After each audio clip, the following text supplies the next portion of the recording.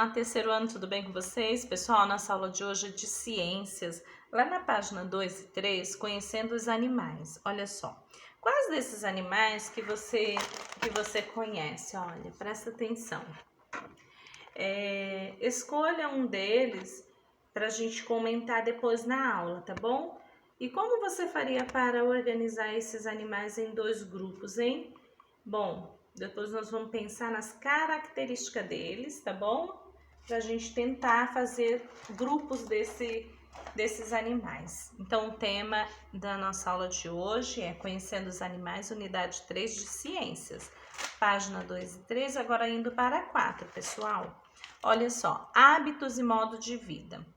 Quando dizemos que conhecemos uma pessoa, significa que sabemos algumas informações sobre ela. Por exemplo, onde ela mora, como é que faz o seu dia a dia, suas habilidades e também alguma das suas preferências. O que gosta de comer, o que gosta de fazer nas horas de ler, dá para descobrir até segredos, né? Bom, enfim, quando a gente sabe tudo isso de uma pessoa, a gente consegue, então, nós podemos dizer então que a gente conhece essa pessoa, certo? Ao longo desta unidade, teremos oportunidade de conhecer um pouco sobre vários animais. Para isso, vamos estudar algumas das suas características. Onde vive, do que se alimenta e como se locomovem, por exemplo, além de algumas curiosidades sobre eles. Vamos começar? Olha só. Onde vive os animais? Onde eles vivem? Os animais podem habitar os mais diversos ambientes de planeta. Aquele que se desenvolve e se reproduzem nos ambientes terrestres, como floresta e campo. São chamados de animais terrestres. Ó, isso já é um grupo. Aqueles que se desenvolvem e vivem nas águas, nós chamamos de animais aquáticos, outro grupo.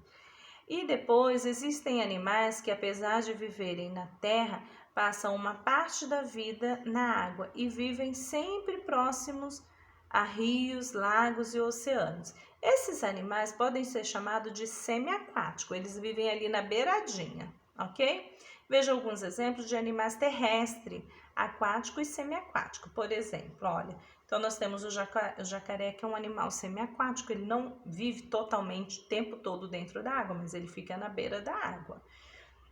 Os peixes são exemplos de animais aquáticos, porque eles ficam dentro da água o tempo todo. As raposas são exemplos de animais terrestres. Aqui embaixo, um pouco conectando com a geografia, olha só. Os animais estão adaptados a viver em diversas regiões do planeta. Dependendo do lugar onde habita, cada animal apresenta algumas características que garantem vantagem que podem ajudá-lo a sobreviver. O urso, por exemplo, vive no Ártico, uma região coberta de neve, como seu corpo é coberto por pelo branco, é difícil para os outros animais enxergá-lo, porque ele acaba se camuflando no meio da neve. O urso polar pode ter mais sucesso em suas caças, porque ele fica escondido, né? Então ele acaba caçando e não sendo caçado. Ele acaba tendo uma boa camuflagem. Pessoal, indo lá para a página 5, é importante observar que entre os animais aquáticos existem aqueles que vivem em ambiente de água doce, como rios, lagos e lagoas, e aqueles que vivem em ambiente de água salgada, como mares e oceanos, certo? Do que os animais se alimentam? Olha só, a alimentação é essencial a todos os seres vivos. E por meio dela que eles obtêm energia e retiram a substância nutrientes importantes para viver. Ao contrário, as plantas são capazes de se reproduzirem, de se alimentarem, elas mesmas trazem o alimento para elas, através das raízes. Lembra que a gente falou? Chamado fotossíntese? Então, os animais dependem dos outros seres vivos para se alimentar. Os animais que se alimentam de fontes vegetais, como folhas e frutos, raízes, flores, pastos, são chamados herbívoros. Nós temos aí uma categoria de animais, tá bom? Então, olha só, a gente viu lá atrás características, agora a gente está vendo as categorias deles, ó. Então, nós temos o herbívoro, que eles vivem para comer flores, vive de raízes, flores, pastos. Como exemplo, nós podemos citar o cavalo, o boi, a capivara, o coelho, entre os animais herbívoros. Existem alguns que se alimentam principalmente das folhas de algumas plantas específicas, né? Que são os frugívoros, que aí eles têm aquelas plantinhas específicas para se alimentar. Como exemplo, pode citar o tucano, que o tucano é um exemplo de animal frugívoro. Ele se alimenta principalmente dos frutos, tá bom? Das plantas. Pessoal, indo lá para a página,